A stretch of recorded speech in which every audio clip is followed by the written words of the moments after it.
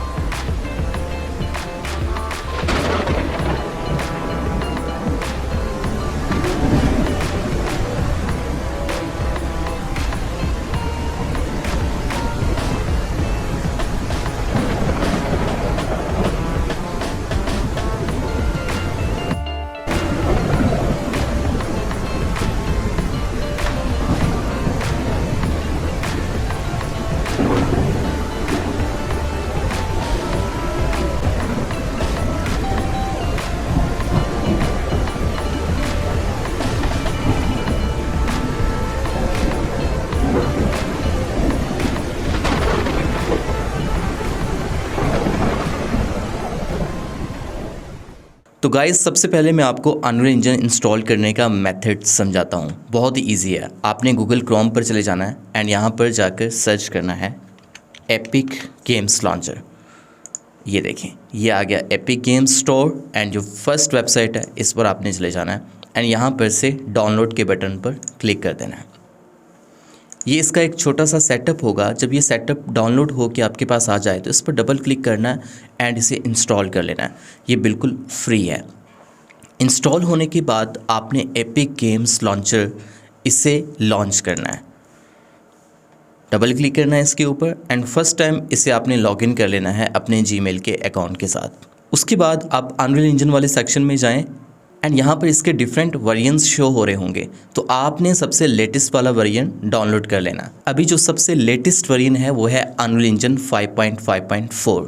तो मेरे पास इसका थोड़ा सा ओल्ड वेरिएंट है, तो मैं अभी उसी ओल्ड वेरिएंट के साथ ही काम करूँगा। कोई डिफरेंस नहीं है लेटेस्ट वेरिएंट और इससे जो प्रीवियस वेरिएंट था उस वेरिएंट के अंदर। तो मैं इसको सिंपली लॉन्च पर क्लिक करूँगा एंड उसके बाद मेरा अनरियल इंजन यहाँ पर लॉन्च हो जाएगा। लॉन्च होने के बाद देखें, अभी आपके पास यहाँ पर कुछ ऑप्शंस देखने को मिल रहे हैं। Recent projects, games, film and video, architecture, automotive and इसके अलावा सिमुलेशन। आपने अगर गेम्स बनानी है तो गेम्स पर क्लिक करना है। इसके ऊपर हम एक बाद में कंप्लीट कोर्स बनाएंगे गेम डेवलपमेंट का। अभी film, video and live events, हमने इसके ऊपर क्लिक करना है एंड देन यहाँ पर प्रोजेक्ट रखना है ब्लैंक एंड यहाँ पर से हमने अपने प्रोजेक्ट को एक नेम देना है। फर्स्ट ऑफ ऑल हम क्या करेंगे कि यहाँ पर से हम लोकेशन सेलेक्ट करेंगे एंड लोकेशन सेलेक्ट करनी है हमने कि जहाँ पर भी आप अपने प्रोजेक्ट को रखना चाहते हैं।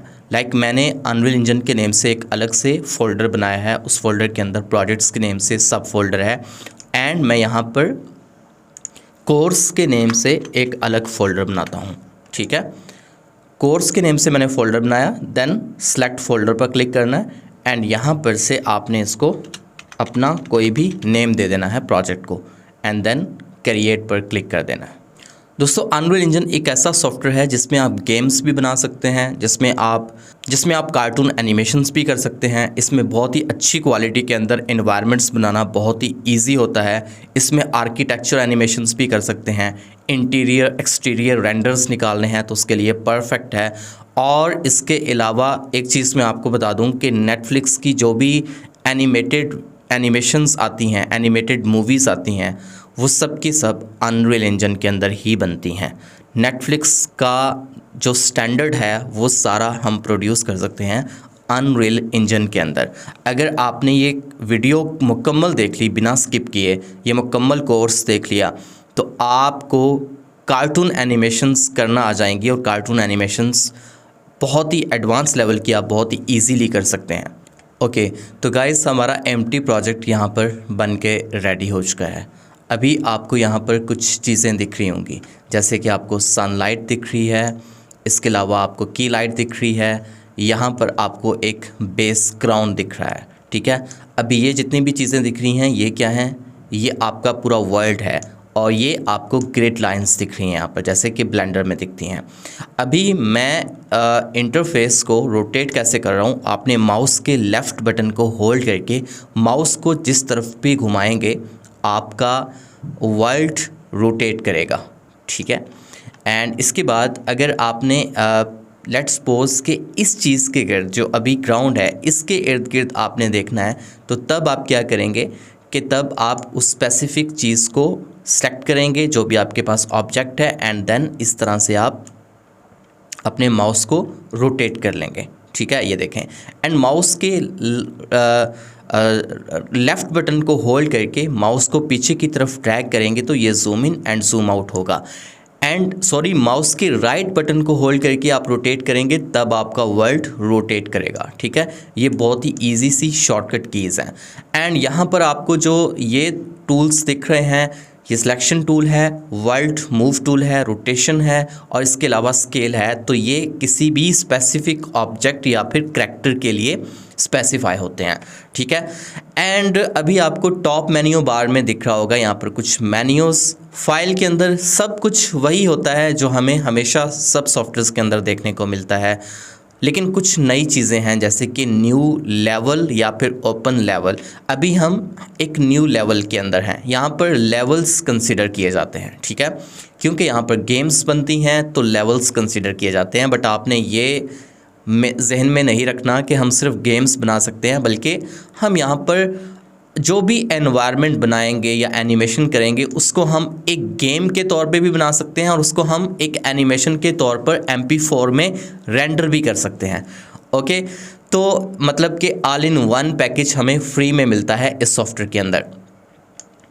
अब आगे चलकर हम बहुत सारी इंटरेस्टिंग चीज़ें डिस्कस करने वाले हैं। मैं आपको डिटेल में सारी चीज़ें यहाँ पर सिखाऊंगा कि आपने पूरा एक एनवायरनमेंट कैसे बिल्ड करना है, यहाँ पर लाइट्स को कैसे सेट करना है, सनलाइट कैसे ऐड करनी है, ल्यूमिनेंस को किस तरह से आपने स्ट्रगल आउट करना है, एंड इसके अलावा आपने यहाँ पर अपने एनवायरनमेंट में VFX कैसे दिखाने हैं और वेदर कंट्रोल कैसे दिखाना है। अगर आपने रेन दिखानी है, फॉग दिखानी है, रेन प्रॉपर रिपल्स के साथ, और इसके अलावा यहाँ पर डस्ट दिखानी है या फिर थंडर स्टॉर्म या फिर लाइटिंग, ये सब की सब चीज़ें हम यहाँ पर डिस्कस करने वाले हैं। नेचुरल और इसके अलावा अर्बन जितनी भी तरह के एनवायरनमेंट्स होते हैं हम वो सब के सब एनवायरनमेंट्स इसके अंदर बनाना सीखेंगे। इनफैक्ट हमें वो एनवायरनमेंट्स खुद से डिज़ाइन नहीं करने पड़ेंगे, हमें बने बनाए एसेट्स मिल जाते हैं और वो बिल्कुल फ्री में मिलते हैं। वो कैसे मिलते हैं, कहाँ से मिलते हैं, उन्हें किस तरह से आपने अपने अनरियल के प्रोजेक्ट के अंदर लेकर आना है, वो सारी चीज़ें मैं आपको सिखाऊंगा। इस शॉर्ट से कोर्स के अंदर आपको अनरियल इंजन की ईची बीची की समझ आ जाएगी, हर एक चीज़ की डिटेल में समझ आ जाएगी। इसके बाद आप अनरियल इंजन के अंदर अपना एक पूरा एनवायरनमेंट सेट करके अपने करैक्टर्स को लाकर एनिमेशन कर सकते हैं और यहाँ पर से एक बहुत ही ज़बरदस्त क्वालिटी में नेटफ्लिक्स के स्टैंडर्ड की क्वालिटी का रेंडर निकाल सकते हैं। शुरू में आपने कुछ रेंडर्स देखे होंगे, इससे आपको आइडिया हो चुका होगा। वो सब रेंडर्स मैंने अनरियल इंजन के अंदर ही निकाले थे, ठीक है। तो गाइस अभी बाय डिफ़ॉल्ट जितनी भी चीज़ें हैं अभी उन्हें हमने नहीं छेड़ना, उनको डिलीट नहीं करना, क्योंकि यहाँ पर ये हमें सनलाइट दिख रही है और इस सनलाइट का ही कमाल है कि हमें इसके अंदर कहीं पर भी अंधेरा नहीं दिख रहा। जो भी चीज़ हम यहाँ पर ऐड करेंगे प्रॉपर शेडोज़ के साथ वो चीज़ यहाँ पर हमें दिखेगी। अच्छा, अब इसके बाद मज़ीद कुछ चीज़ें मैं डिफ़ाइन कर देता हूँ। अभी गाइस जिस भी ऑब्जेक्ट को आप सिलेक्ट करेंगे तो सिलेक्ट हो जाने के बाद वो ऑब्जेक्ट के बाउंड्री बन जाएगी और वो इस तरह से ऑरेंज कलर की बाउंड्री बन जाएगी। तो इसका मतलब ये है कि वो चीज़ सेलेक्ट हो चुकी है। ये हमारा यूज़र इंटरफेस के अंदर ये वाला एरिया वर्क एरिया आ गया जहाँ पर हमारी आउटपुट शो होगी, ओके। एंड इस तरफ अगर हम आ जाएं तो यहाँ पर हमें लेयर एडिटर मिल रहा है कि जिसके अंदर हमें हर एक चीज़ अपने प्रोजेक्ट में दिख रही है। जो भी हमने अपने वर्क एरिया में जो चीज़ें ऐड की हुई हैं या बाय डिफ़ॉल्ट जो चीज़ें ऑलरेडी ऐड हैं वो सब की सब दिख रही हैं। जैसे कि अभी हमने फ्लोर को सिलेक्ट किया हुआ है तो यहाँ पर फ्लोर सिलेक्टेड है। एंड इसके अलावा आपको एटमॉस्फेरिक फॉग भी दिख रही है, मतलब कि दूर तक आप अगर नज़र दौड़ा रहे हैं तो आपकी नज़र हद निगाह नहीं जा रही, एंड तक नहीं जा रही, आगे फॉग नज़र आ रही है। तो ये चीज़ हमेशा रियल वर्ल्ड के अंदर ही आपको दिखती है। एंड इसके अलावा यहाँ पर इंटेंस फुलिश एक्टर मिलता है, ठीक है। और ये गेम्स के लिए यूज़ होता है। जब हम गेम डेवलपमेंट सीखेंगे तो तब इसका काम आएगा और इसका क्या पर्पस होता है तब समझ आ जाएगी। ये हमारे पास है लाइट सोर्स। अब ये वाला लाइट सोर्स है, ठीक है। अभी इस लाइट सोर्स का मतलब ये है कि ये लाइट सोर्स अगर नहीं होगा तो हमें ऑब्जेक्ट्स के शेडोज़ वगैरह नहीं दिखेंगे।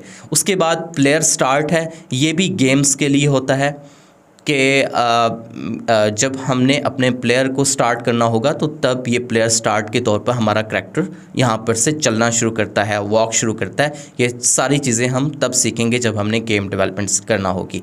एंड इसके बाद ये है स्काई स्फीयर। अब ये स्काई स्फीयर जो है ये वाला पूरा एक स्फीयर होता है। यहाँ पर आपको ये स्काई स्फीयर लेयर एडिटर में तो हमने सेलेक्ट किया, बट यहाँ पर इसकी सिलेक्शन नज़र नहीं आ रही क्योंकि यहाँ पर आपको नज़र नहीं आएगा, बट उसका इम्पैक्ट नज़र आएगा आपको। उसके बाद ये आ गई हमारे पास स्काई लाइट, और ये स्काई लाइट, ये लाइट सोर्स है, एंड ये क्या है, ये स्काई लाइट है।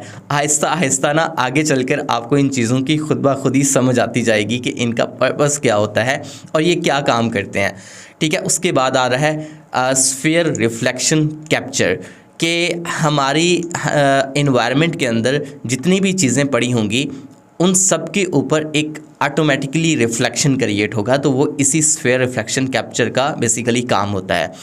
एंड इसके बाद यहाँ पर आपको प्रॉपर्टी मेन्यू दिख रहा है। जो भी चीज़ हम यहाँ पर से सिलेक्ट करेंगे उस चीज़ से रिलेटेड हमें यहाँ पर प्रॉपर्टीज़ दिखेंगी। लेट्स सपोज कि हम फ्लोर को सिलेक्ट करते हैं, तो फ्लोर को अगर हम इसकी लोकेशन चेंज करेंगे या रोटेशन चेंज करेंगे तो यहाँ पर उसकी लोकेशन, रोटेशन, उसका साइज़, हमें सब कुछ यहाँ पर दिखेगा वैल्यूज़ के अंदर, ठीक है।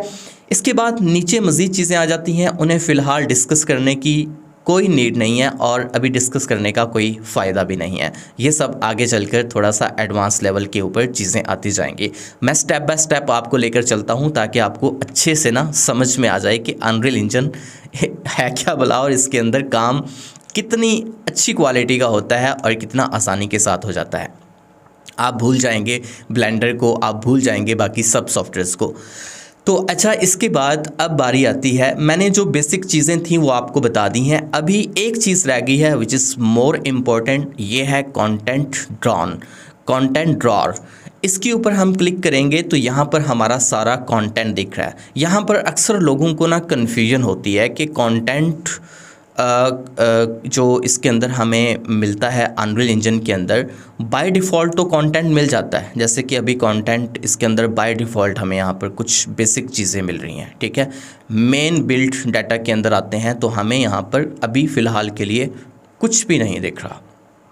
ओके गाइस, अभी यहाँ पर हमें फ़िलहाल के लिए कुछ भी नहीं दिख रहा, बट हम यहाँ पर अपना कंटेंट लेकर आएंगे। हमें यहाँ पर सारी चीज़ें लेकर आनी है। अब वो चीज़ें हमें कहाँ से लेकर आनी है वो मैं आपको चल के आगे बताता हूँ। और यहाँ पर से हमें कुछ बेसिक शेप्स तो मिल ही जाती हैं। जैसे कि अभी हम अगर कुछ ऐड करना चाहते हैं, लेट्स सपोज कि हम बिल्ड पर जाते हैं एंड यहाँ पर हमें डिफरेंट चीज़ें मिल जाती हैं। बिल्ड के अंदर हमें लाइट सोर्स मिल जाते हैं, ठीक है, और इसके अलावा बहुत सारी चीज़ें, बट इन सब का यूज़ यहाँ पर ज़्यादातर गेम डेवलपमेंट के अंदर होता है। ओके, एंड अगर हमने यहाँ पर कुछ ऐड करना है तो वो हम कैसे कर सकते हैं। यहाँ पर हमें लाइट्स मिल रही हैं, देखिए यहाँ पर क्लिक करेंगे एंड उसके बाद यहाँ पर लाइट्स मिल रही हैं, कैमरा मिल रहा है, यहाँ पर हमें विजुअल इफ़ेक्ट्स मिल रहे हैं, मीडिया प्लेट। इस मीडिया प्लेट का क्या पर्पस होता है ये भी आगे चलकर डिस्कस करेंगे। स्पेशली जो CGI पर काम करना चाहते हैं तो उनके लिए मीडिया प्लेट बड़ी काम की होती है। CGI ग्रीन स्क्रीन के ऊपर काम करना चाहते हैं। एंड इसके अलावा यहाँ पर हमें शेप्स मिल रही हैं, क्यूब, स्फीयर, सिलेंडर, कोन, प्लेन, जो कि iClone, ब्लेंडर या फिर माया जैसे सॉफ्टवेयर्स के अंदर हमें बाय डिफ़ॉल्ट सब 3D सॉफ्टवेयर्स के अंदर ये शेप्स मिलती हैं। याद रहे कि अनरियल इंजन के अंदर हम बेसिक शेप्स को मॉडिफाई नहीं कर सकते, बड़ा या छोटा कर सकते हैं, स्केल अप स्केल डाउन कर सकते हैं इनको, लेकिन ब्लेंडर की तरह एडिट नहीं कर सकते, इनको proper modelling, basically unreal engine एक रेंडर इंजन है, मॉडलिंग इंजन नहीं है। ब्लेंडर के अंदर चीज़ें बनाएंगे, अपनी कस्टम चीज़ें यहाँ पर लेकर आएंगे, ठीक है। वो कैसे लेकर आनी है आगे चलकर डिस्कस करते हैं। रेडीमेड कंटेंट सबसे पहले लेकर आते हैं, जो कि ज़्यादा इंटरेस्टिंग है, ज़्यादा इजी है। जब रेडीमेड कंटेंट को यहाँ पर लेकर आना सीख जाएंगे तो उसके बाद अगला मरहला हमारा ये होगा कि हमने ब्लेंडर में अपने कस्टम मॉडल्स बनाकर वो यहाँ पर किस तरह से इंपोर्ट करने हैं।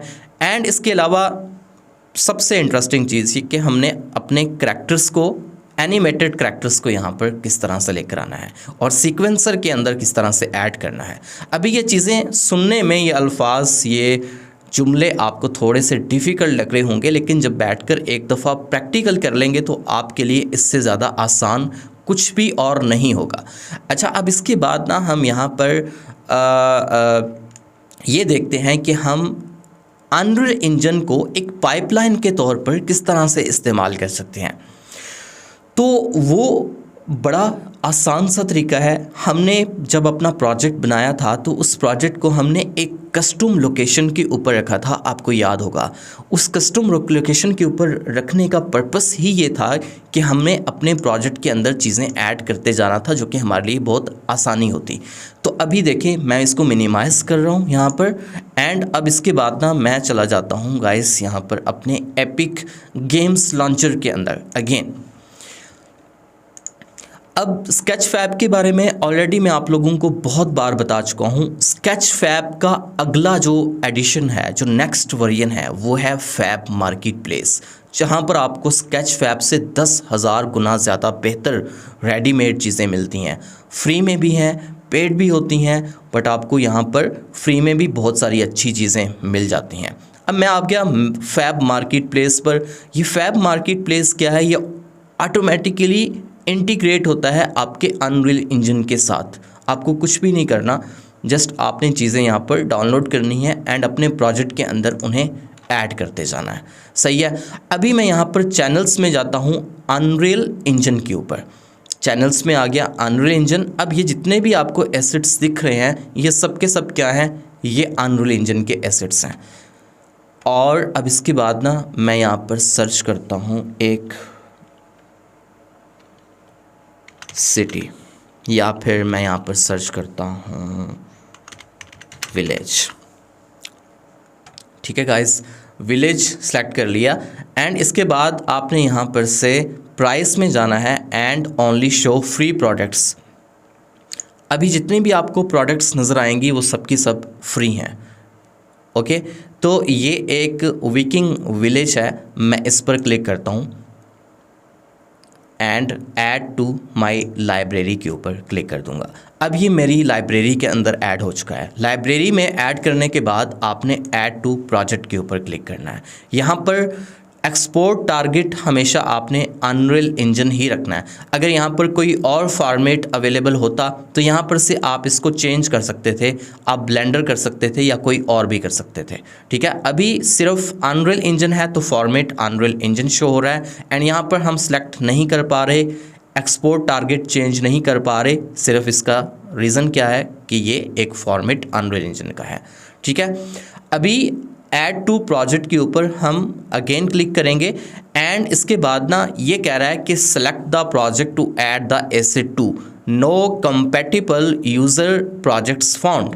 तो मैं डोंट ऐड पर क्लिक कर दूंगा। अब इसका मतलब क्या है? इसका मतलब यह है कि ये वाला जो एनवायरनमेंट है, ये जिस वर्जन के साथ वर्क करेगा, अनरियल इंजन के जिस वर्जन के साथ काम करेगा, वो वर्जन मेरे पास इंस्टॉल नहीं है। ठीक है, मेरे पास एक प्रीवियस वर्जन है, तो आपने लेटेस्ट वाला वर्जन इंस्टॉल कर लेना है। लेटेस्ट वर्जन के साथ तकरीबन सारे ही कंपैटिबल होते हैं। ओके, तो अब मैं यहाँ पर से कोई और किसी और तरफ आता हूँ, जैसे कि ये है। मैं इस पर क्लिक करता हूँ एंड इसे मैं ऐड टू लाइब्रेरी पर क्लिक करके चेक करता हूँ। ये देखें, फॉर्मेट में यहाँ पर फॉर्मेट चेंज हो रहा है, तो इसका मतलब ये एक और फॉर्मेट अनरियल इंजन फोर्टनाइट का फॉर्मेट भी है कि इसमें अनरियल इंजन फोर्टनाइट जो अनरियल एडिटर होता है फोर्टनाइट के लिए, फोर्टनाइट गेम के लिए, वो उसके अंदर भी लेकर जा सकता हूँ। बट मुझे इससे अनरियल इंजन के अंदर लेके जाना है, तो मैं ऐड टू प्रोजेक्ट पर क्लिक कर दूँगा। अब देखें यहाँ पर से मैंने जो अपना प्रोजेक्ट बनाया था, किस नेम से बनाया था, कोर्स के नेम से बनाया था, मैं उस प्रोजेक्ट को सिलेक्ट करूँगा एंड ऐड टू प्रोजेक्ट पर क्लिक कर दूँगा। अब ये ना डाउनलोड होना शुरू हो गया, ये डाउनलोड भी होगी फाइल, ये फ़ाइल डाउनलोड भी हो गई क्योंकि ये सिर्फ 297 MB की थी और ये काफ़ी मतलब कि समझ लो कि लाइट सा एक एनवायरनमेंट है, इतना ज़्यादा हैवी नहीं है। अब मैं इसको मिनिमाइज़ करूँगा, मिनिमाइज़ करने के बाद मैं अपने अनरियल इंजन में चला जाऊँगा, कंटेंट ब्राउज़र के अंदर जाऊँगा एंड यहाँ पर देखें ये ऑटोमेटिकली स्टाइलाइज प्रोवेंशियल आ चुका है। ये देखें वही था ना स्टाइलाइज प्रोवेंशियल। अब मैं ब्लूप्रिंट्स के अंदर चला जाऊँगा एंड ब्लूप्रिंट्स के अंदर मुझे यहाँ पर ये सब के सब एसेट्स दिख रहे हैं। इस एनवायरनमेंट के अंदर जितने भी एसेट्स थे वो सब के सब यहाँ पर दिख रहे हैं। अभी कुछ ऐसे एनवायरनमेंट्स होते हैं कि जिसके अंदर आपको बस एसेट्स मिलते हैं, छोटी छोटी चीज़ें रेडीमेड मिल जाती हैं। जैसे कि यहाँ पर ये विंड मिल है, इस विंड मिल को मैं यहाँ पर ड्रैग एंड ड्रॉप कर दूँगा और अभी ये कहाँ पर है, इसका शैडो तो दिख रहा है। अच्छा ये काफ़ी बड़ी है विंड मिल। अब मैं इसको स्केल डाउन करूँगा, सेंटर से पकड़ के मैं इसको यहाँ पर से स्केल डाउन कर लेता हूँ। तो ये विंड मिल यहाँ पर आ गई। इसके टेक्सचर वगैरह जो हैं, अभी प्रिपेयर शेडर्स जब लिखा आ रहा होता है तो इसका मतलब ये है कि इसके शेडर्स लोड हो रहे हैं, इसके टेक्सचर लोड हो रहे हैं। ठीक है, ये यहाँ पर आ चुकी है। ओके, अभी जो ग्राउंड है ना नीचे वाला बेस ग्राउंड फ्लोर जो है, इसे मैं स्केल अप कर देता हूँ क्योंकि ये बहुत ही ज़्यादा छोटा है। ठीक है, जब तक इसके शेडर्स प्रिपेयर हो रहे हैं हम तब तक कुछ और चीज़ें भी देख लेते हैं। अभी ये क्या है, ये फ्लावर है यहाँ पर और ये एक वाटर मिल व्हील है। इस वाटर मिल व्हील को भी हम यहाँ पर ऐड कर देंगे एंड इसे यहाँ पर स्केल अप कर इसको मूव कर देते हैं ऊपर की तरफ। इसके टेक्सचर्स आपको नज़र आ रहे हैं यहाँ पर। ठीक है, तो अभी देखें इसके टेक्सचर्स भी लोड हो चुके हैं। तो टेक्सचर्स की क्वालिटी और इसके अंदर डिटेलिंग आप देख सकते हैं कि कितनी ज़बरदस्त डिटेलिंग है, बहुत ही ज़बरदस्त डिटेलिंग है। एंड यहाँ पर आपको हर एक चीज़ अलग अलग लेयर की सूरत में दिखाई देगी। ठीक है, और अगर आपको कोई भी स्पेसिफिक ऑब्जेक्ट की अलग सेपरेट लेयर्स दिखाई नहीं देती तो उसका आसान सा सॉल्यूशन यह है कि आपने उसको ब्लेंडर में लेके जाना है, वहाँ पर आपने उसके लेयर्स को सेपरेट करना है और हर एक लेयर को यहाँ पर इंडिविजुअली इंपोर्ट कर लेना है। ये उस सूरत में करना है, तब करना है कि जब आपको ज़रूरत होगी किसी स्पेसिफिक ऑब्जेक्ट को एनिमेट करने की। लेट्स सपोज के जैसे इसके ये पंखे हैं, इन पंखों को मैं रोटेट करना चाहता हूँ तो इसकी अलग से मेरे पास लेयर्स होनी चाहिए। मेरे पास दो सॉल्यूशन हैं, या तो मैं अलग लेयर्स यहाँ पर लेके आ जाऊँगा या फिर मैं ब्लेंडर के अंदर ले जाकर वहाँ पर ही एनिमेट कर लूँगा और विद एनिमेशन इन्हें यहाँ पर इंपोर्ट कर लूँगा। ठीक है, तो अभी आपको ये चीज़ें जो मैं यहाँ पर इंपोर्ट की हैं तो बहुत ही बेसिक लेवल की चीज़ें हैं। मैं आपको कुछ और दिखाना चाहता हूँ जो कि बहुत ही ज़्यादा इंटरेस्टिंग है और जो आपका देखकर दिल खुश हो जाएगा। अभी देखें मैं क्या करता हूँ कि मैं चला जाता हूँ अपने एपिक गेम्स लॉन्चर के अंदर वंस अगेन एंड ना मैं यहाँ पर अपनी लाइब्रेरी के अंदर जाता हूँ। मैंने अपनी लाइब्रेरी के अंदर पहले से बहुत ज़बरदस्त चीज़ें यहाँ पर ऐड करके रखी हुई हैं। कुछ मैंने चीज़ें बाय भी की हुई हैं, कुछ मुझे फ्री में भी मिली थी। ठीक है, लाइब्रेरी के अंदर जाता हूँ एंड यहाँ पर अपना अनरियल इंजन के अंदर आ जाते हैं। अनरियल इंजन के अंदर आने के बाद मैं अनरियल की लाइब्रेरी के अंदर जाता हूँ। ठीक है, अनरियल इंजन की लाइब्रेरी में आने के बाद मेरे पास ये है ऑलरेडी इंस्टॉल डाउनलोड है add advance village pack. Okay, एक ये हो गया और साथ में एक और यहाँ पर होगा कार्टून सिटी फ्री, ये वाला। अच्छा चलें हम ये लेके आते हैं यहाँ पर कार्टून सिटी और मैं इसे ऐड टू प्रोजेक्ट पर क्लिक करके इस प्रोजेक्ट के अंदर ऐड कर दूंगा। अब ये इस प्रोजेक्ट के अंदर ऐड हो गया और ये इसका जो साइज़ है वो है 58 MB, ओनली 58 MB, जो कि बहुत ही रीज़नेबल एक साइज़ है। तो सबसे मज़े की बात यह है कि अगर आपके पास पीसी बहुत ही अच्छी स्पेक्स वाला नहीं भी है तो तब भी आपका पीसी लैग नहीं करेगा, बिल्कुल भी आपका सॉफ्टवेयर तक लैग नहीं करेगा। ठीक है, आप इसमें जितना मर्ज़ी हैवी एनवायरनमेंट, कितना भी बड़ा एनवायरनमेंट लेकर आ जाएं या बना लें खुद से तो ये लैग नहीं करेगा। आपके पास ना तकरीबन 2 GB तक ग्राफिक कार्ड मिनिमम होना चाहिए इसके लिए। तो अभी ये हो रहा है इसके अंदर कार्टून सिटी, और ये देखें ये डाउनलोड हो गया। डाउनलोड होने के बाद अब मैं देखता हूँ कि ये प्रोजेक्ट में यहाँ पर कंटेंट ब्राउज़र के अंदर आया है या फिर नहीं। मैं कंटेंट में जाऊँगा तो ये आ गया कार्टून सिटी। अब इस कार्टून सिटी के अंदर मुझे बहुत सारी दूसरी चीज़ें मिल रही हैं, जैसे कि मैं मैप्स के अंदर जाता हूँ तो मैप्स में मैं यहाँ पर ये वाला लेवल जो है ये ड्रैग एंड ड्रॉप कर देता हूँ, तो ये पूरा सिटी यहाँ पर गाइस आ चुका है। अब इसके शेडर्स जो हैं वो लोड हो रहे हैं। इंटरेस्टिंग चीज़ ये है गाइस कि इसके अंदर आपको कंटेंट के अंदर जब आप जाएंगे, जो भी चीज़ आपने ऐड की हुई है कार्टून सिटी जैसे है, तो इसके अंदर आपको हर एक मैश अलग अलग भी मिलेगा, ठीक है। जैसे कि बिल बोर्ड्स हैं, बिल्डिंग्स हैं, आपको हर चीज़ सेपरेट सेपरेट भी मिलेगी। मतलब कि आप अपना खुद का पूरा एक एनवायरनमेंट, कस्टम एनवायरनमेंट भी बिल्ड कर सकते हैं।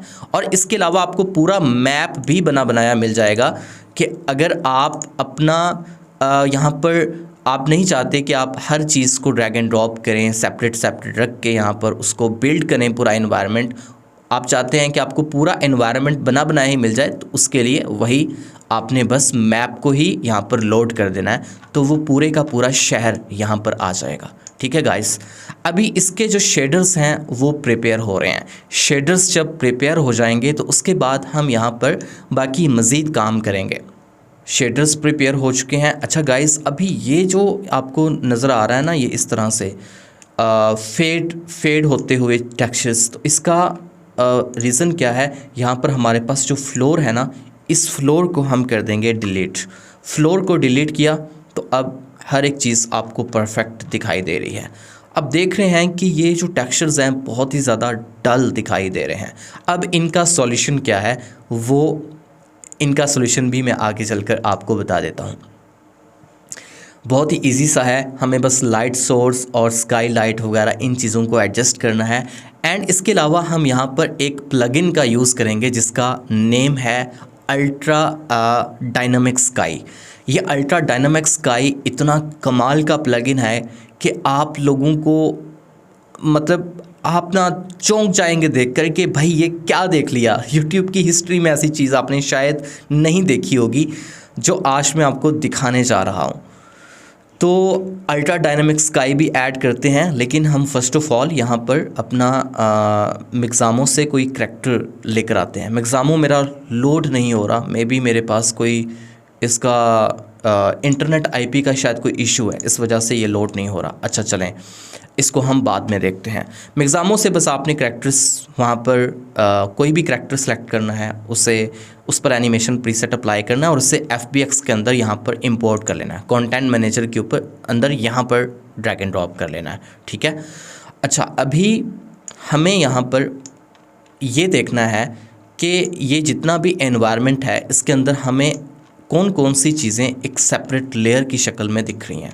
ऑब्वियसली बिल्डिंग्स दिखेंगी, ठीक है। इसके अलावा बाकी जितना भी यहाँ पर अलग अलग, मतलब कि अगर हम अपने कंटेंट मैनेजर के अंदर जाते हैं, इसे थोड़ा सा ऊपर खींचते हैं, कंटेंट में जाते हैं, कार्टून सिटी के अंदर आ गए, मैशेस में आ गए, तो हमें billboards, buildings, cars, props, roads, sidewalks और वेजिटेशन, इन सब की अलग अलग लेयर्स यहाँ पर दिखेंगी, ठीक है। अगर यहाँ पर से आपने कोई चीज़ अपनी ऐड करनी है, लेट्स सपोज कि आप कुछ और ऐड करना चाहते हैं, तो आप चले जाएंगे कार्स के अंदर और आपको ना यहाँ पर रेडीमेड सारी कार्स दिखाई दे रही हैं, ठीक है। तो मैं यहाँ पर अगर एक कार दिखाना चाहता हूँ तो मैंने क्या करना है, सिंपली ड्रैग एंड ड्रॉप करना है इस कार को इस जगह पर। ओके, ये इसके शेडर्स प्रिपेयर हो गए। एंड इसके बाद इस कार के साथ जो भी टायर मैं लगाना चाहता हूँ, मुझे वो टायर यहाँ पर कर देना है ड्रैग एंड ड्रॉप इस जगह पर, ठीक है। ये टायर आ गया। एंड अब इस टायर को ना मैं रोटेट नहीं करूँगा, बल्कि इस तरफ लेके चला जाऊँगा दूसरी तरफ और इसे यहाँ पर प्लेस कर दूँगा। अब ये टायर सेपरेट हमें क्यों दिख रहे हैं, यहाँ पर इनकी अलग लेयर्स क्यों हैं, ये हमारे लिए ही आसानी है कि अगर हमने कार को एनिमेट करना है यहाँ पर, तो तब इसके टायर्स की सेपरेट लेयर्स होनी चाहिए, ठीक है। मैं Ctrl+C Ctrl+V प्रेस करूँगा एंड इसके बाद इसे इस तरफ कंट्रोल प्रेस करके, नो, Alt होल्ड करके, या आल्ट होल्ड करके मैं कीबोर्ड से एंड इसको मूव करूँगा, ये साथ ही कॉपी भी हो जाएगा, साथ ही पेस्ट भी हो जाएगा, ठीक है। एंड इसके बाद अब मैं यहाँ पर अगेन आल्ट होल्ड करके इसे इस तरफ मूव करता हूँ और इसकी रोटेशन चेंज करूँगा।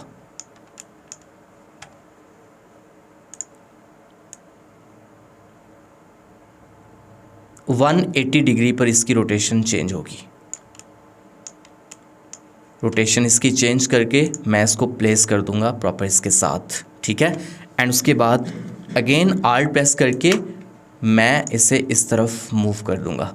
तो ये मेरी कार यहाँ पर प्रिपेयर हो चुकी है। अब कार की बॉडी का अलग मैश है और इसके टायर्स का अलग मैश है, ठीक है।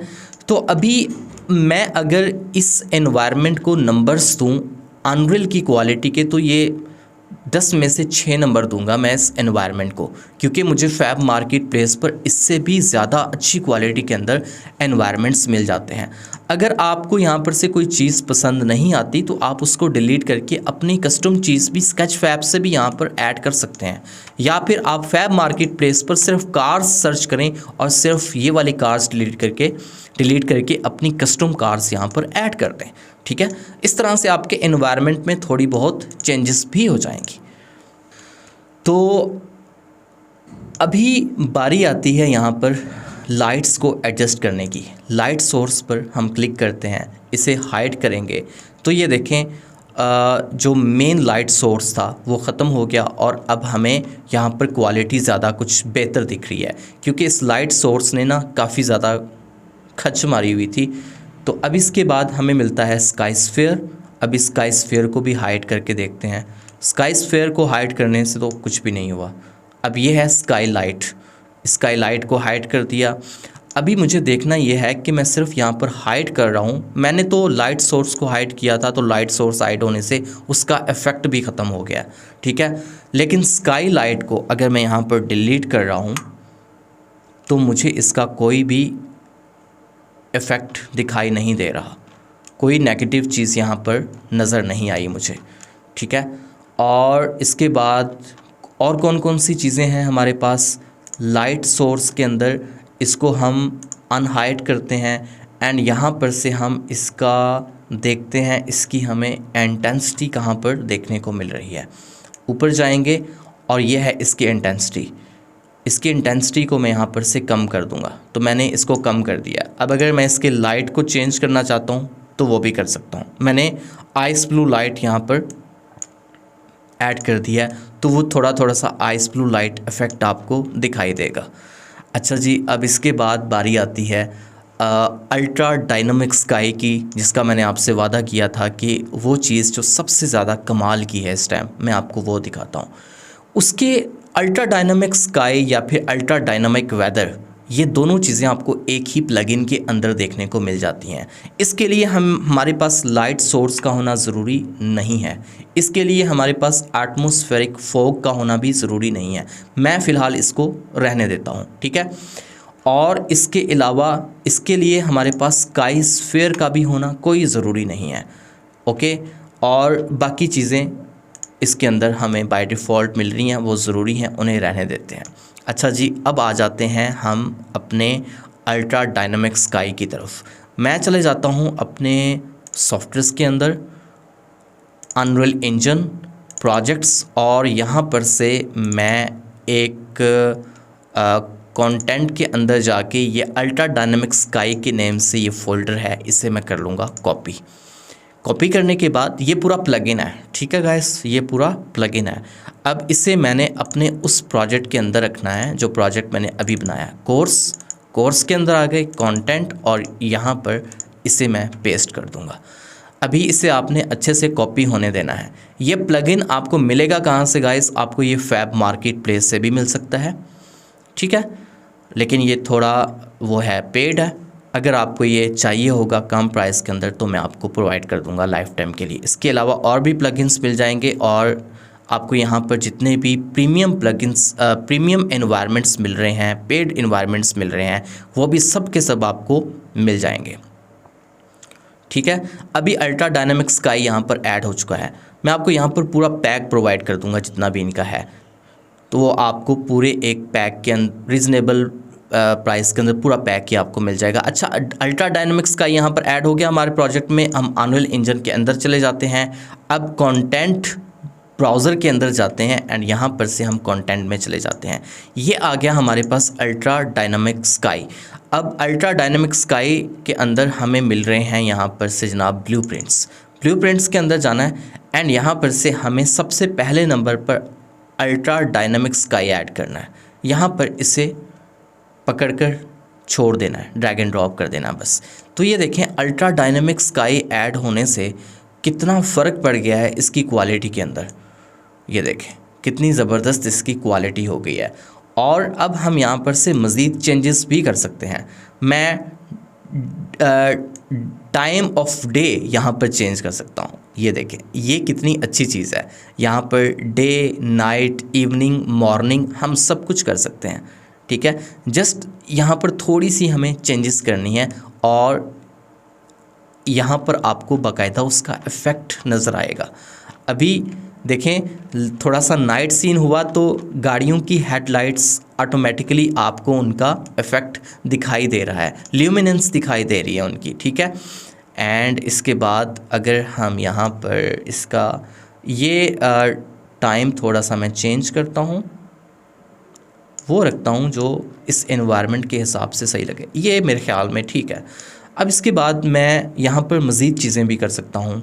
क्लाउड कवरिंग मैंने ज़्यादा करनी है तो मैं वो दिखा सकता हूँ कि अभी आसमान पर अगर ज़्यादा मैंने बादल दिखाने हैं तो वो अभी आपको आसमान पर एनिमेटेड बादल दिखाई दे रहे हैं, बाकायदा बादल मूव होते हुए दिखाई दे रहे हैं, ठीक है। और इसके बाद अगर मैं फॉग इंक्रीज़ करना चाहता हूँ तो मैं वो कर सकता हूँ। देखें अभी मैंने फॉग को इंक्रीज़ कर दिया। मतलब कि अगर आपको अल्ट्रा डायनामिक स्काई का मुकम्मल कंट्रोल आ गया, यहाँ पर बेस्ट सेटिंग्स आपको करना आ गई, तो आप एक बेसिक से एनवायरनमेंट को भी बहुत ही अच्छी क्वालिटी में, खूबसूरत क्वालिटी के अंदर दिखा सकते हैं, ओके।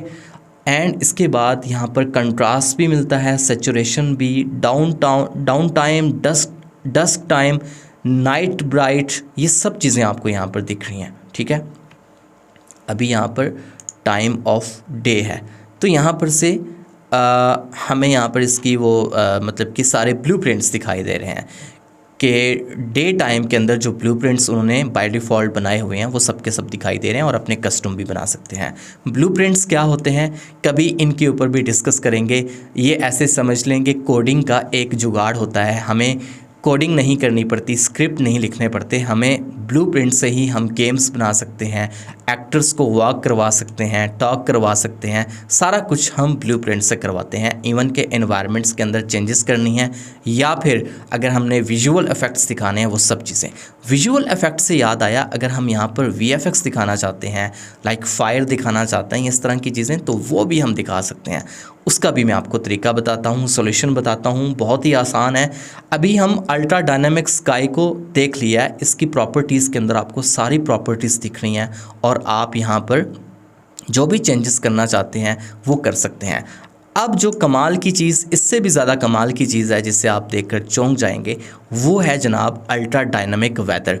अब इस अल्ट्रा डायनामिक वेदर को मैं यहाँ पर ड्रैग एंड ड्रॉप कर दूँगा। अल्ट्रा डायनामिक वेदर को ड्रैग एंड ड्रॉप करने के बाद अभी जो चेंजेस आपको दिखाई देंगी ना, आप देखकर वो हैरान रह जाएंगे। अभी आपको यहाँ पर रेन इफ़ेक्ट प्रॉपर रिपल्स के साथ दिखाई दे रहा है। ये देखें ग्राउंड के ऊपर आपको रिपल्स तक दिख रहे हैं, ठीक है। और अभी इसको भी हम कस्टमाइज़ कर सकते हैं, बहुत ही ज़्यादा मॉडिफाई कर सकते हैं, इसमें जो भी चेंजेस करनी है। जैसे कि अभी वेदर मैं यहाँ पर क्लियर स्काई दिखाना चाहता हूँ तो ये स्काई बिल्कुल क्लियर हो गया। एंड यहाँ पर मुझे अगर यहाँ पर रेन एंड थंडर स्टॉर्म दिखाने हैं तो अब देखें रेन हो रही है बट प्रॉपर थंडर स्टॉर्म्स के साथ झक्कड़ चल रहे हैं और प्रॉपर लाइट इफ़ेक्ट्स तक आपको यहाँ पर दिखाई देंगे, लाइटिंग होती हुई दिखाई देगी, ठीक है। मैं अभी किसी और चीज़ के ऊपर क्लिक करता हूँ तो ये देखें ये रेन आपको नज़र आ रही है और इसके रिपल्स तक आपको ग्राउंड के ऊपर दिखाई दे रहे हैं। तो ये चीज़ कितनी अच्छी है यार, कितनी अच्छी है कि आपके लिए वो काम जो आप ब्लेंडर में 10 दिन लगा के करते थे, आपका वो काम चंद घंटों में यहाँ पर अनरियल इंजन में हो जाएगा। लेकिन आपको अच्छे से पूरा एक वर्क फ्लो, पूरी एक पाइपलाइन आनी चाहिए, ठीक है। अगर आपको अनरियल इंजन लाइव क्लासेस में डिटेल में सीखना है और साथ में आपको इसके सारे प्रीमियम प्लगइन्स भी चाहिए होंगे लाइफ टाइम एक्सेस के साथ, और साथ में आपको मुकम्मल कार्टून एनिमेशन सीखनी है अनरियल इंजन के अंदर डिटेलिंग में जाकर और नेटफ्लिक्स लेवल की सीरीज़ तक बनानी है, तो आप लाइव क्लासेस ले सकते हैं, ठीक है। तो उसमें आपको पूरा एक पैकेज बनाया मिल जाएगा। उसमें आपको हज़ारों की तादाद में इस तरह के एनवायरनमेंट्स भी, पूरा पैक मिल जाएगा आपको एनवायरनमेंट्स का। तो अभी इसके बाद हम मज़ीद कुछ और चीज़ें देख लेते हैं। ये तो हमने यहाँ पर कर दिया, एक दफ़ा मैं इसे सेव कर देता हूँ। वैसे तो ये प्रोजेक्ट बाय डिफ़ॉल्ट साथ साथ सेव होता रहता है, लेकिन अगर आप पाकिस्तान से हैं तो साथ साथ सेव करते जाएं, क्योंकि यहाँ पर वापडा वालों का कोई भी भरोसा नहीं होता। गाइस, एक शेयर, एक लाइक, एक सब्सक्राइब, ये आप लोगों से बस दरख्वास्त है, छोटी सी आपकी मोहब्बत समझ लें। अच्छा जी, अब इसके बाद ना हम चले जाते हैं अपने ब्लेंडर में। मैं इसको मिनिमाइज़ करता हूँ और अब हम ये सीखते हैं कि अगर हमने ब्लेंडर में कोई चीज़ कस्टम खुद से क्रिएट की है तो उसे हम यहाँ पर कैसे दिखाना चाहते हैं, कैसे लेकर आते हैं। मैं यहाँ पर आपको ब्लेंडर में एक छोटा सा दरख्त बनाता हूँ ब्लेंडर के अंदर, और वो लेकर जाता हूँ अपने अनरियल इंजन के अंदर। मैं जनरल पर क्लिक करता हूँ, बाय डिफ़ॉल्ट जितनी चीज़ें हैं उन सबको डिलीट कर दूँगा। डिलीट करने के बाद मैं यहाँ पर मैश पे जाऊँगा एंड यहाँ पर से ले लूँगा एक सिलेंडर ऐड करने के बाद अब गाइस मुझे इसको ना सबसे पहले एडिटेबल बनाना है। एडिटेबल बनाने के बाद मैं राइट क्लिक करूँगा इसके ऊपर और सब डिवाइड पर क्लिक कर दूँगा, ठीक है। अगेन सब डिवाइड, अगेन सब डिवाइड, अगेन सब डिवाइड। तो मैंने इसको मल्टीपल टाइम्स के अंदर ना सब डिवाइड कर दिया है ताकि मैं इसकी स्कल्पटिंग ज़्यादा अच्छे से कर सकूं। अभी मैं चला जाता हूं गाइस ऑब्जेक्ट मोड में वापस, और यहाँ पर से मैं लेता हूँ स्कल्पटिंग, ठीक है। अच्छा, मैं आ गया स्कल्पटिंग में, ठीक है। मॉडलिंग से डायरेक्ट मैं स्कल्पटिंग में आ गया, और यहाँ पर से अभी जो आपके काम का टूल है, जो ब्रश टूल है, वो है इलास्टिक ग्रैब। लेकिन इससे पहले ना एक काम हम करना भूल गए हैं। हम मॉडलिंग में जाते हैं, ऑब्जेक्ट मोड में चले जाते हैं और हमें इसकी हाइट बढ़ानी है। यहाँ पर से ये क्या है, ये एक स्टेम है, इनफैक्ट ये एक स्टेम है। मैं एस होल्ड करके इसको स्केल डाउन करूँगा और इसके बाद मैं इसकी हाइट को इंक्रीज़ कर दूँगा और इसे मैं अलाइन कर दूँगा अपनी ग्रिड लाइंस के साथ। एंड अब चला जाऊँगा मैं स्कल्पटिंग के अंदर, और यहाँ पर से मैंने ऑलरेडी इलास्टिक ग्रैब टूल को सिलेक्ट किया हुआ है, और यहाँ पर से मैं इसके साइज़ को करूँगा इंक्रीज़। स्ट्रेंथ इसकी इतनी इनफ है। तो आपने देखा होगा कि जो स्टेम्स होते हैं वो बिल्कुल सीधे नहीं होते, उनकी शेप बीच में से चेंज होती है। कहीं से वो मोटे होते हैं, कहीं से वो दुबले पतले होते हैं, कहीं से वो थोड़ा बाहर निकले होते हैं। तो इस तरह से एक स्टेम होता है, ओके।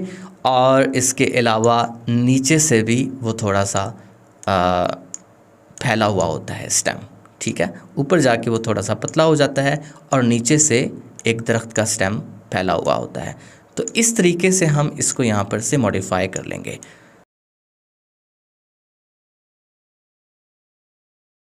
ओके गाइस, ये हमने कर लिया एंड इसके बाद हम अब इसको प्रॉपर एक स्टेम की शक्ल देते हैं। इस जगह से मैं इसको मोटा करूँगा, बट मैं इसके साइज़ को करूँगा डिक्रीज़।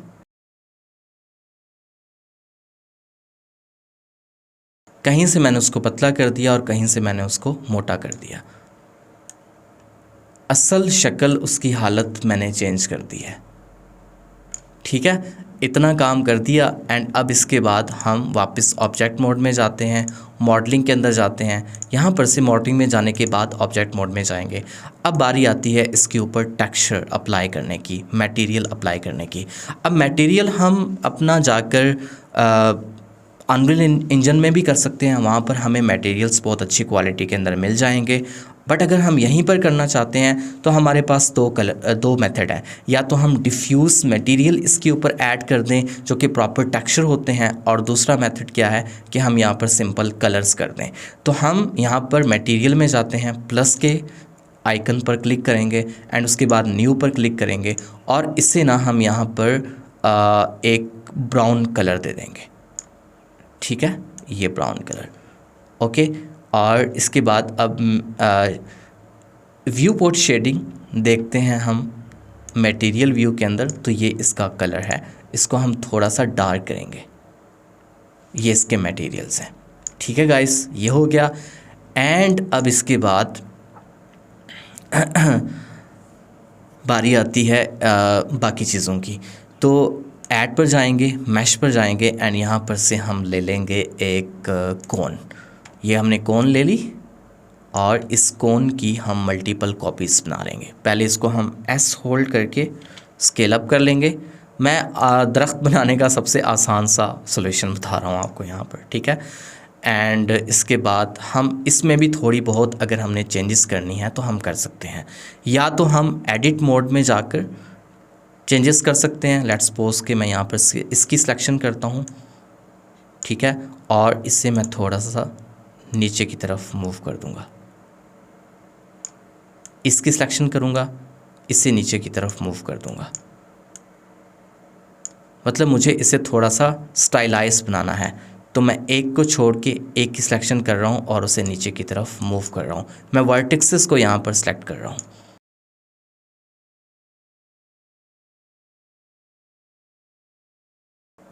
ये हो गया, ठीक है।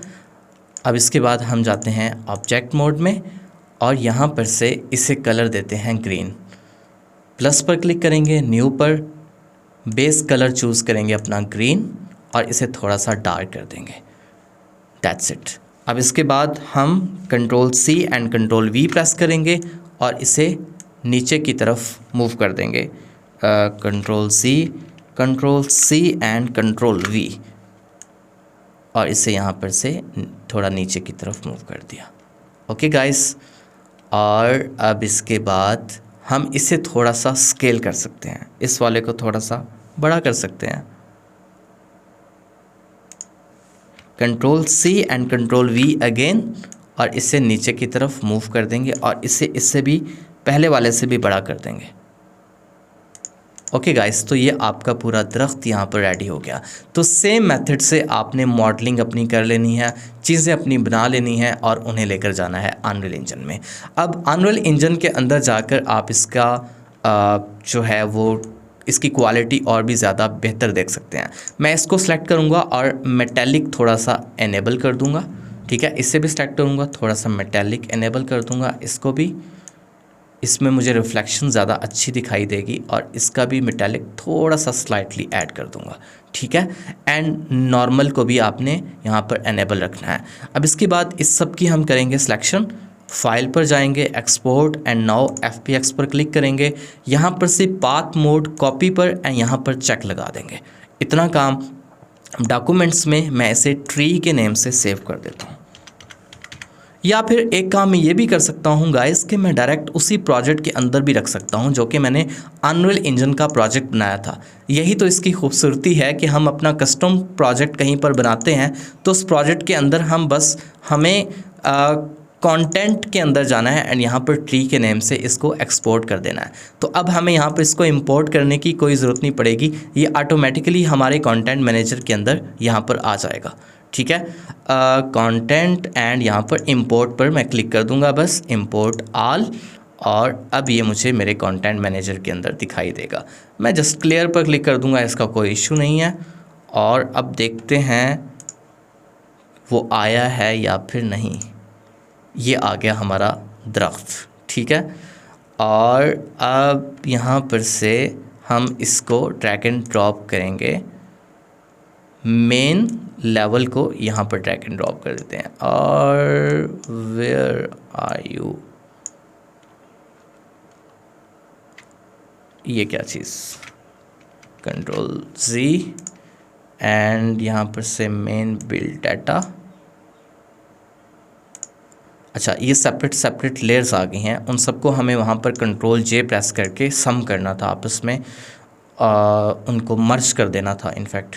तो ठीक है, ये इसके मटेरियल्स नज़र आ रहे हैं और ये इसका मतलब कि वो जो सिलेंडर ऐड किया था नीचे, इसका स्टेम ये यहाँ पर आ गया। स्टेम को यहाँ पर रखते हैं, शेडर्स प्रिपेयर हो गए, इसको हम स्केल डाउन करते हैं यहाँ पर से, ओके। एंड अब यहाँ पर ये हमारे पास त्रिकोण, त्रिकोण 1, त्रिकोण 2, तो ये जो है सबसे ऊपर आएगी।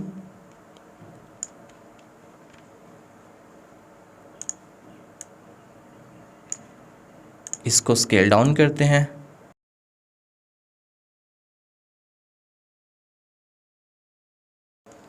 ओके गाइस, ये हो गया। और अब ना हम आल्ट होल्ड करके इसी को नीचे की तरफ मूव कर लेंगे।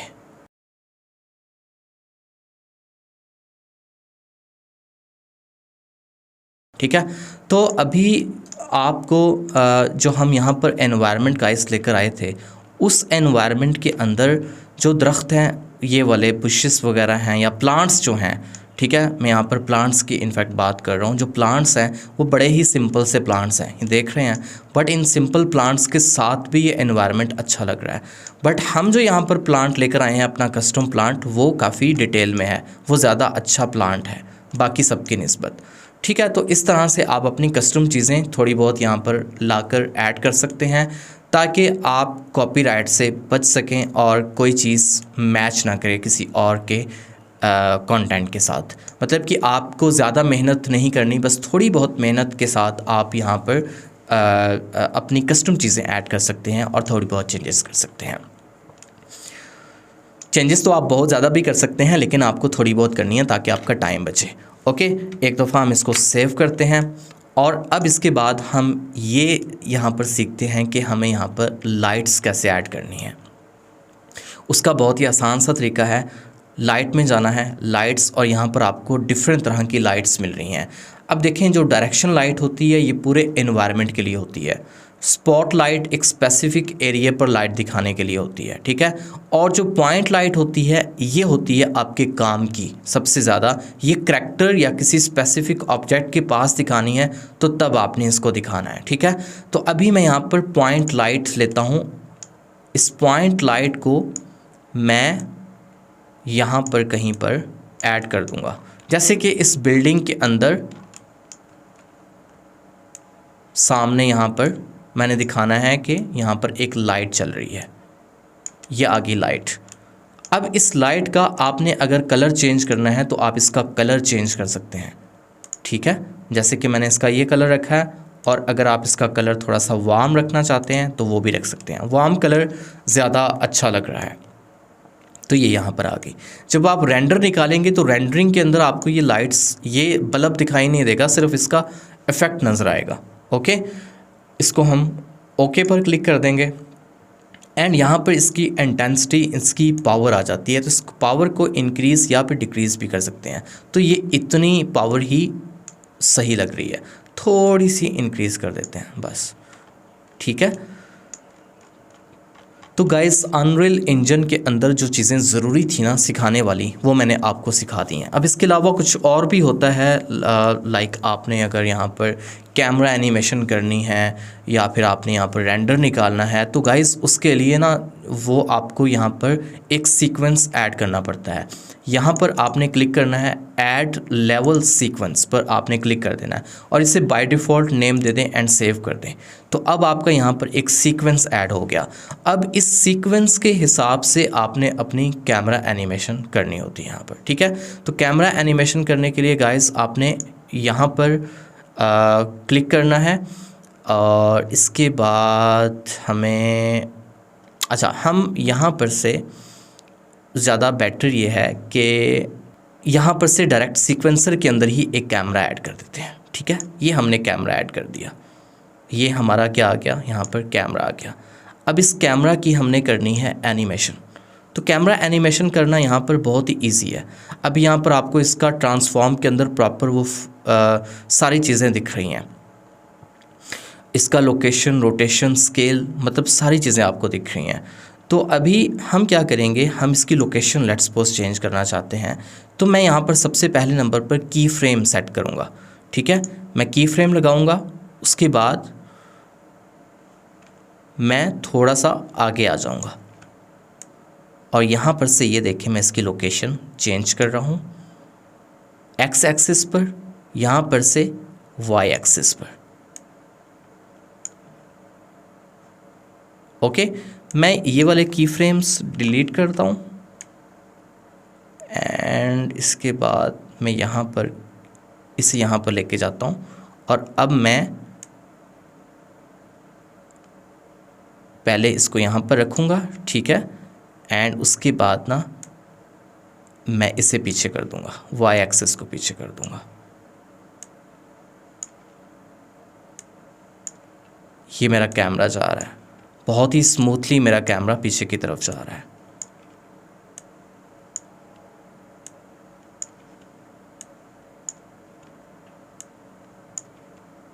ठीक है, एंड अगर मैंने Z एक्सिस पर भी इसको चेंज करना है तो मैं वो भी कर सकता हूँ।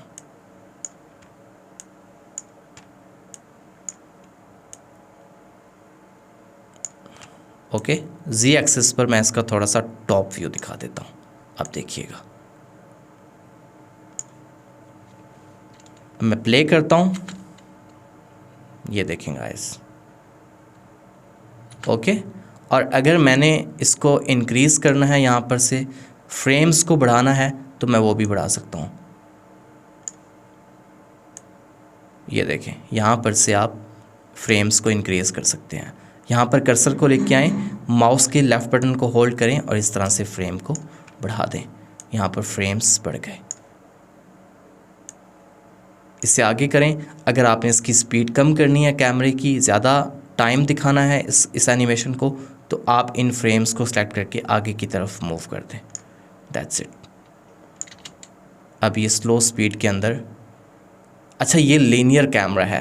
लीनियर कैमरे का मतलब ये होता है कि सेंटर में जाके स्पीड पकड़ लेगा, एंड पे जाके स्मूथली स्लो हो जाएगा और रुक जाएगा। शुरू में भी ये स्मूथ हो जाएगा।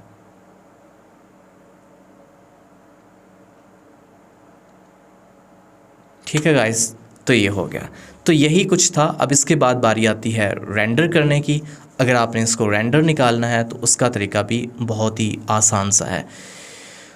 रेंडर आपने इस तरह से निकालना है गाइस कि यहाँ पर से आपको ये ऑप्शन मिलता है क्रिएट अ न्यू, सॉरी ये तो है ना वो कैमरे का, ये है render this movie to a video और इमेज। यहाँ पर आपने क्लिक करना है एंड उसके बाद ये हमारा न्यू सीक्वेंस, ठीक है, इस न्यू सीक्वेंस ने ही यहाँ पर रेंडर होना है। तो मैं क्या करूँगा कि यहाँ पर रेंडर लोकल करूँगा। सबसे पहले ना मैं इसको ब्राउज़ कर लूँगा जहाँ पर भी मैं रेंडर करना चाहता हूँ। मैं वीडियोस के अंदर यहाँ पर इसे रेंडर करना चाहता हूँ। ठीक है गाइस, वीडियोस में, एंड यहाँ पर एक न्यू फोल्डर बनाता हूँ अनरियल रेंडर के नेम से। ओके,